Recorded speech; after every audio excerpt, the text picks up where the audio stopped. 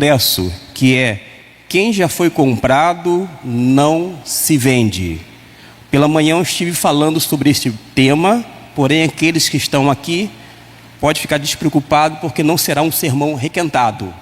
Será um outro sermão dentro dessa temática, mas eu queria chamar a atenção para o próprio texto bíblico, que é a nossa divisa, em 1 Coríntios, capítulo 6, no versículo de número 20, vai nos dizer o seguinte, e eu gostaria de ler não apenas o 20, mas também o 19, para complementar e desta forma ampliar nossa visão, bem como o nosso entendimento. A priori, eu não vou tratar a temática, e sim o texto bíblico em si. Ou não sabeis que o vosso corpo é santuário do Espírito Santo, que habita em vós, o qual possuís da parte de Deus, e que não sois de vós mesmos, porque fostes comprados por preço? Glorificai, pois, a Deus no vosso espírito.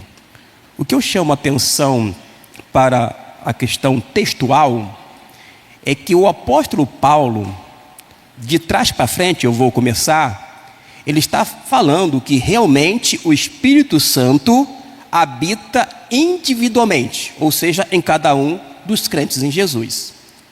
Mas acontece que a ênfase do apóstolo aqui nesse versículo não é o indivíduo, e sim a coletividade. E alguns podem se indagar: como assim? Eu explico em poucas palavras antes de entrar dentro da temática. O próprio Jesus, lá no Evangelho de João, capítulo 2, se a gente for ler o versículo 20 e 21, ele estava diante do templo e ele faz menção ao templo que seria derribado, destruído, e ele menciona que seria erguido em 3 dias. As pessoas não compreenderam e ele diz... Na verdade, o próprio evangelista João nos ajuda dizendo que quando ele se refere ao templo, ele estava se referindo ao corpo dele, isto é, o corpo de Jesus. Com base em João, capítulo 2, vocês podem ler em casa depois, ou até mesmo consultar agora mesmo, enquanto estão assentados, vocês vão constatar que o templo de Jesus é igual ao corpo de Jesus. A nossa declaração doutrinária da Convenção Batista Brasileira, que é um texto indicativo, indica aquilo que nós batistas cremos, embora nós tenhamos a Bíblia como normativa, vai dizer que a igreja é o templo do Espírito, porque o Espírito Santo, nós já sabemos da parte do apóstolo Paulo, habita em cada um de nós, mas habita na igreja como um todo. Diante desse texto aqui, a cidade de Corinto havia dezenas de templos pagãos. Algumas divindades, como Apolo e a deusa Afrodite, eram templos bastante disputados, com milhares e milhares de adeptos. E diante de tantos templos pagãos, construídos sempre nos lugares mais altos, Paulo está chamando a atenção para esse grupo de crentes naquela localidade, naquela casa em particular, que formava ou se reunia a igreja de Cristo Jesus, dizendo o seguinte: Deus não habita naqueles templos pagãos. A casa de Deus é a igreja dele. E quando a gente vai agora para o texto, ou não sabeis que o vosso corpo, uma palavrinha importante, vosso, não é singular, está no plural. A ideia é: não sabeis que o corpo de vocês juntos, nós juntos, formamos a igreja, o santuário, ou conforme algumas versões, o templo do Espírito Santo, porque a ênfase dele, nesse versículo, é justamente na coletividade.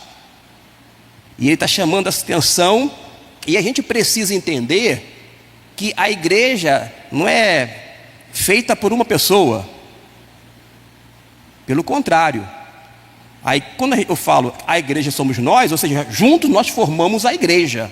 Esta é a ação comunitária. A igreja é formada por todos nós juntos. E quem é que faz coro com o apóstolo Paulo? O próprio Pedro. Pedro, em sua epístola, vai dizer que nós somos pedras vivas, somos pequenos tijolinhos, e esses tijolos juntos formam um edifício, de modo que o apóstolo Paulo está dizendo aqui, que o templo ou o santuário, chamando a atenção dentro daquele contexto, de que Deus estava habitando na igreja em Corinto ali estabelecida, e não nos templos pagãos. A gente pode dizer, sem sombra de dúvida alguma, que Deus habita na igreja formada por todos nós juntos, porque a igreja não é um indivíduo. Da mesma forma, ele está dizendo aqui, a ênfase dele, do apóstolo Paulo, é na comunidade ou nessa coletividade. Mas não é somente um pensamento dentro desse texto ou desta epístola. Pelo contrário, quando o apóstolo Paulo, lá em Efésios, fala sobre a armadura de Deus, que está à disposição não de uns crentes, mas de todos os crentes, não existe exército de um homem só. Se você está com a armadura de Deus, você tem que olhar para o lado e ver se seu irmão também está com a armadura, encorajá-lo para que ele possa permanecer firme no Senhor e que venha também se vestir ou se revestir da armadura que Deus concede. Porque senão você vai se proteger, você vai poder estar ali nessa batalha espiritual, mas o seu irmão, caso esteja, vou dizer assim, sem esse revestimento ou sem essa armadura, terá dificuldade, poderá ser, quando não atingido, pelos dardos inflamados de Satanás e assim por diante. De modo que o apóstolo Paulo, e esse é o pensamento paulino o tempo inteiro, em todas as suas epístolas, é sempre a unidade, é sempre a comunidade. A questão não é se eu venho ao culto para eu, Gustavo Luiz, me sentir bem, é se a igreja de Cristo que somos nós está sendo realmente edificada, se está louvando, adorando a Deus de todo o seu coração, de modo que a glória seja dada unicamente a Ele, isto é, ao Eterno. Eu não preciso citar alguns autores, como alguns autores famosos que caminham nessa direção, mas o Russell Shedd, o chamado Doutor Bíblia, ele trabalha este versículo de uma forma muito tranquila nas páginas das Escrituras. Um outro homem, o Gordon Fee, um exegeta bastante competente, ele vai trabalhando e faz coro com outros documentos, não apenas cristãos, mas também, sobretudo, a palavra de Deus. Repito, diz que, de fato, o Espírito Santo habita em cada um de nós, não temos dúvida, porém, a ênfase do templo aqui está se referindo às pessoas juntas, formava o templo, o santuário de Deus, dentro dessas condições já colocadas por mim, nesses poucos minutos. Dito isto, a gente precisa então agora caminhar para a nossa temática, porque nós vivemos em um mundo onde os valores constantemente são negociados e a fé de muitos se enfraquece justamente diante das tentações e desafios da vida.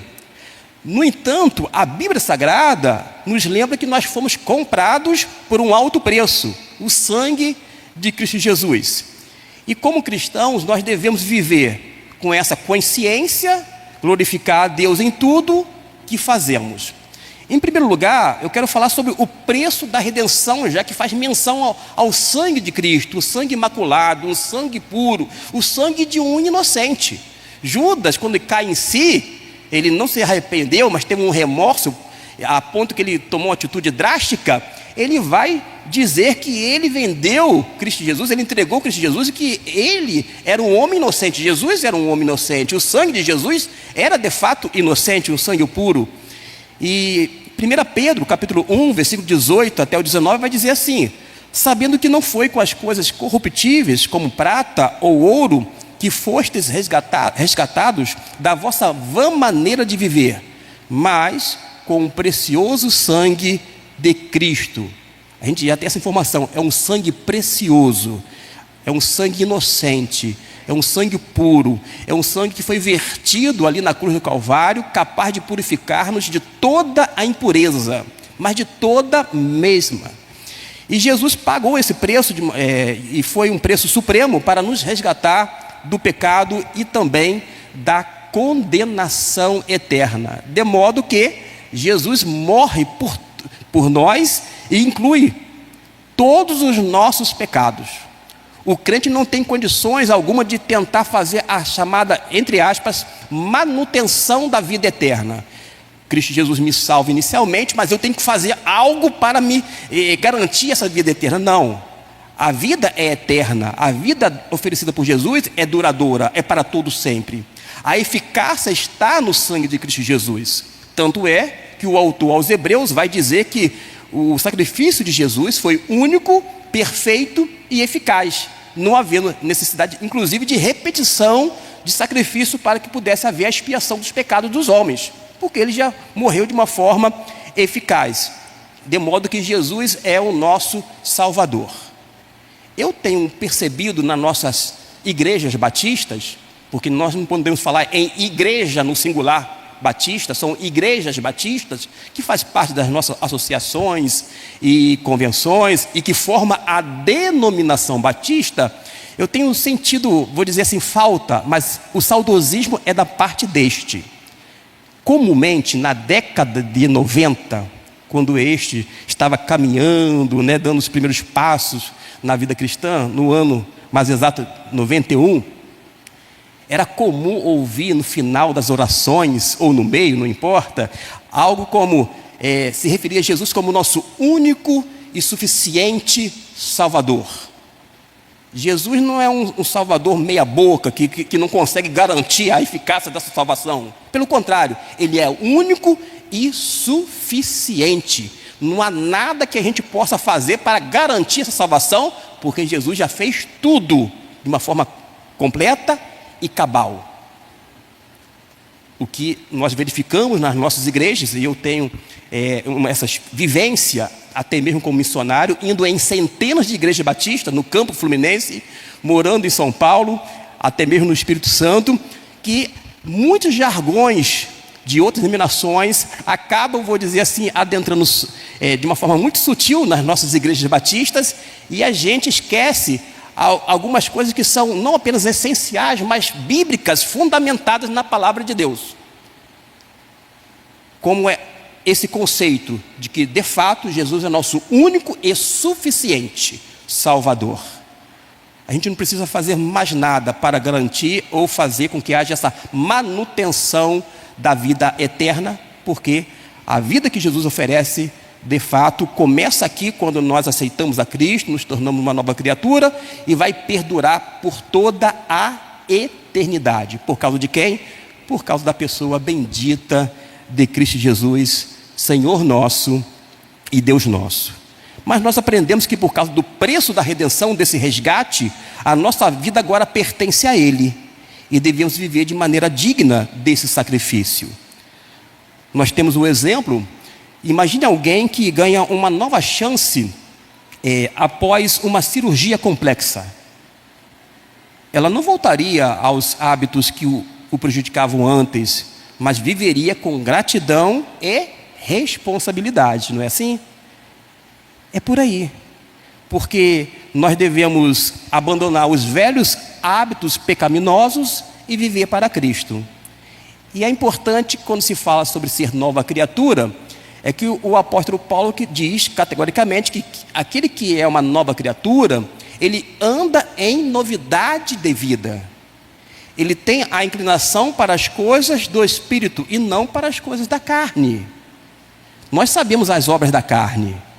Nós sabemos muito bem também, à luz da Bíblia, as obras que são resultado da operação do Espírito Santo, que é a partir de nós, que é através do ensino cristalino da palavra dele.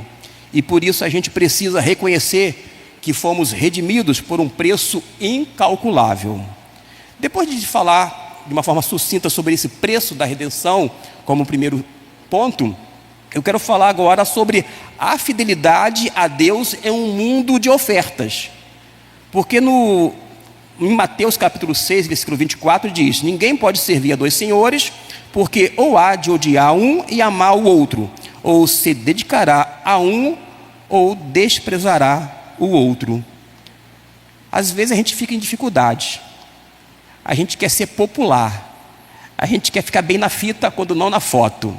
A gente quer agradar a gregos e troianos. Aquela velha máxima expressão, utilizada por pessoas mais antigas como eu, de cabelos brancos. Os novos talvez não estão habituados com esses termos. Mas as pessoas querem agradar a tudo e todos, mas muitas vezes não se preocupa ou não se ocupa o seu pensamento sobre agradar unicamente a Deus, de uma forma plena, completa, de modo que Jesus de fato seja o seu Senhor. Porque quando a gente acata o senhorio de Cristo e o reconhece como Senhor nosso e Deus nosso, nós não pertencemos a nós mesmos e nós devemos buscar fazer o quê? A vontade dele somente. O nosso eu precisa ser, digamos assim, anulado. Não que ele fará de uma forma drástica, de uma forma abrupta, pelo contrário. Mas à medida que nós nos relacionamos com Deus, através do Espírito Santo que está habitando em nós, este habitante permanente que veio de uma vez para sempre, vai fazer com que a gente venha justamente ser direcionado para a vontade de Deus, de modo que o querer dele na nossa vida seja de fato concretizado. Isto para quê? Para a glória dele. Às vezes o nosso eu vai ser, vou dizer, não apenas anulado, mas vai ser, vou dizer assim, como se tivesse amassado. O nosso eu vai sendo trabalhado de tal forma que a gente sabe que não está sendo feita a nossa vontade, mas lá no fundo, só a sensação de saber que nós estamos no centro da vontade de Deus e não fazendo a nossa própria vontade, já é algo que vai trazer uma certa paz de espírito, de mente. Porque, como já disse, nós não pertencemos a nós mesmos. E quando a gente tem o Senhor Jesus como mestre, portanto vai nos guiar e orientar à luz da palavra dele, a gente vai ter condições morais e espirituais de rechaçar toda a oferta que o mundo tem feito nos dias atuais e fez em todas as épocas e lugares. Oferece riquezas, oferece prazeres, vários atalhos. Note que Jesus é o caminho, a verdade e a vida. Ele é o caminho, mas as pessoas estão buscando atalhos, mesmo no meio chamado evangélico. Como foi dito lá pelo pastor Alexandre Caroni, busca jeitinhos. E o chamado jeitinho brasileiro é uma desgraça na nossa cultura, na nossa sociedade. Vale a pena, para os interessados, ler sobre uma obra sobre o jeitinho brasileiro do doutor Lourenço Stélio Rega, que na época era diretor da Faculdade Batista de São Paulo. Ele faz um trabalho nesta obra sobre a ética quando aborda esse modus operandi do brasileiro. A gente quer ganhar vantagem em tudo, a gente quer furar fila na lotérica. Hoje a gente não precisa mais tanto da lotérica assim, mas a gente quer dar um jeitinho para tudo. E onde fica Deus? A gente sequer lembra de Deus, a não ser quando todas aquelas coisas que a gente buscou deu errado, aí a gente, Senhor, tem misericórdia de mim, me ajude, me socorre. Mas a gente já fez um monte de coisas, caminhou por tantos atalhos e não busca realmente um caminho seguro, um caminho que vai nos dar tranquilidade nessa condição enquanto percorrermos na nossa jornada cristã. Mas os prazeres, os atalhos, por exemplo, as riquezas que são oferecidas, nada disso se compara ao que Deus nos oferece. Todas essas coisas aqui na terra são passageiras, mas a vida eterna é para todo sempre. Sabe o que é fechar os nossos olhos aqui na terra e abrir na eternidade com Deus? Estar para sempre com Ele? Isso não é algo apenas inimaginável, mas é algo possível através da pessoa de Cristo Jesus. E isto é o que todo homem deveria ansiar, pelo menos todo aquele que realmente tem um encontro pessoal e real com Jesus, que pela fé se submeteu aos seus ensinos, acatou as suas orientações e vive para servir e agradar a Jesus. Eu digo isto porque muitos acabam vendendo sua fé por migalhas passageiras, meus irmãos.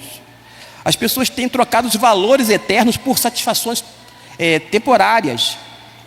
A gente tem um exemplo lá no Antigo Testamento. Do Novo a gente vai fazer, não uma digressão, mas a gente vai se reportar agora só para lembrar, trazer a mente e também ao nosso coração para servir de alerta. Esaú trocou a sua primogenitura por um prato de lentilhas. Que coisa! Que cabeça tosca de Esaú, que tolice! Isto se encontra lá no capítulo 25 de Gênesis, no versículo 29 a 34. E se você está esquecido desse fato, não sabe os pormenores, vale a pena ler a palavra de Deus, vai servir de norte, de orientação, para que não repita algo semelhante ao que aconteceu. Porque a Bíblia vai nos mostrar a importância de valorizar o que realmente tem um significado eterno. Aqueles que não estavam lá no retiro, teve muita, mas muita coisa boa. Muita coisa boa. Mas o que tinha mais de importante ali, além da pessoa de Jesus presente no nosso meio, através do Espírito Santo dentro de cada um de nós, sem dúvida alguma foram as pessoas que lá estavam. Da mesma forma, o mais importante aqui não é este púlpito de acrílico, tampouco esta estrutura do templo, muito menos o ar-condicionado, os bancos, tudo isto para o nosso conforto, até porque Deus não precisa dessas coisas, mas nós precisamos. O mais importante são as pessoas. E se nós realmente amamos as pessoas, nós devemos valorizá-las. E não fazer o inverso. As pessoas foram feitas para serem amadas. As coisas que são legítimas foram feitas para serem usadas. Mas por que algumas vezes nós amamos as coisas e usamos as pessoas? Por causa de quê? Por causa do nosso egoísmo? Por causa do nosso eu? Por causa do nosso conceito um tanto deturpado, que não tem nada a ver, não está alinhado com a palavra de Deus? Por causa da nossa própria natureza humana que nos é comum? Não é só vocês que têm a natureza pecaminosa, mas todos nós temos, inclusive este que vos fala. Mas a gente precisa aprender a valorizar o que realmente há em nosso mundo, que são as pessoas. E se nós servimos a Deus, é porque automaticamente nós estamos servindo as pessoas. E estas são as pessoas mais importantes. As coisas, a gente consegue de outra maneira. Papai do céu, de uma forma muito bondosa, vai nos concedendo de uma forma graciosa, porque toda dádiva, ou seja, todo dom perfeito vem dos altos céus, nós reconhecemos isto, mas de fato o ser humano é importante. E o mais importante, a ponto de o próprio Jesus Cristo se dar e se entregar, não apenas por mim, por você, mas por todos nós. E daí nós termos aquela compreensão do apóstolo Paulo, que Deus deseja a salvação de todos os homens, até aquelas pessoas as quais você não vê com bons olhos, que pensa diferente de você, que age de uma forma completamente alheia à vontade de Deus, até porque não conhece o próprio Deus, mas ainda assim Jesus Cristo morre por todas as pessoas, porque Ele amou o mundo de tal maneira que Ele se entregou por cada um de nós. E vale a pena comunicar essa mensagem de salvação, essa boa notícia, esse evangelho da parte de Deus. Desta forma nós aprendemos que precisamos ser fiéis a Deus e não negociar nossos princípios cristãos, mesmo diante das pressões do mundo. Tem coisa que nós, como líderes, precisamos fazer, jamais negociar doutrina, porque nós devemos ser leais à pessoa de Jesus, nós devemos ser fiéis à palavra de Deus, e a gente não pode titubear, a gente tem que mostrar quem de fato nós somos, servos de Deus, pessoas que são ministros da palavra. Quando falo ministro da palavra, eu poderia dizer de uma forma melhor: nós somos escravos da palavra. Nós temos que estar preso à palavra, atrelado, amarrado à palavra. E quando a palavra diz algo, a gente fala, a gente comunica. Até porque Deus deseja comunicar com toda a humanidade. Mas quando Deus se silencia, não fala nada, a gente se cala. Porque a gente só tem a dizer o quê? A palavra de Deus. Por conta de estarmos cativos ou sermos prisioneiros à palavra do nosso Senhor. Mas nós devemos, em terceiro e último lugar, viver para glorificar a Deus. E foi isto que Jesus disse lá em Mateus capítulo 5, versículo 16. Assim resplandeça a vossa luz diante dos homens, para que vejam as vossas obras e glorifiquem a vosso Pai que está nos céus. Irmãos, quando a gente lê 1 Coríntios capítulo 6, 19 e 20, e analisa essa temática, a gente entende que, se pertencemos a Cristo, nossa vida deve refletir a luz dele. Nós somos cidadãos do dia, não filhos das trevas. As coisas que nós fazemos, podemos fazer às claras, não precisa fechar as portas. Pelo contrário, a gente não tem nada a esconder. A gente pode viver de uma forma tranquila, porque nós somos filhos do dia. E viver de uma maneira que venha honrar e dignificar o nome de Deus. Devemos honrar a Deus em nosso corpo, com as nossas palavras, com as nossas atitudes, que quando falo atitudes, estou me referindo a essa ação interior que vai indicar ou vai revelar os nossos comportamentos. Um exemplo, um embaixador, ele representa o país onde quer que vá, não é assim? Isso mesmo. Da mesma forma, todos nós, como testemunhas de Jesus, devemos representar Cristo no mundo. Se nós que estamos aqui não podemos estar todos juntos no mesmo lugar, mas amanhã, na nossa jornada, nos nossos compromissos, a gente tem que estar consciente de que nós somos representantes de Cristo no nosso serviço. Na volta das nossas atividades, depois desse período chamado carnaval, desse recesso, de chamada quarta-feira de cinza, mas a gente precisa ter essa consciência de representar Cristo no mundo, de forma que cada ação nossa deve glorificar a Deus, seja no trabalho, na família, no lazer, devemos agir sempre como quem pertence a Ele. Quero concluir dizendo que nós fomos comprados por um alto preço e agora nós pertencemos a Jesus, pertencemos a Deus. Isso significa que devemos viver de maneira digna dessa redenção, sendo fiéis e glorificando a Deus em tudo que fazemos. Ademais, não há oferta no mundo que possa nos desviar do nosso verdadeiro propósito.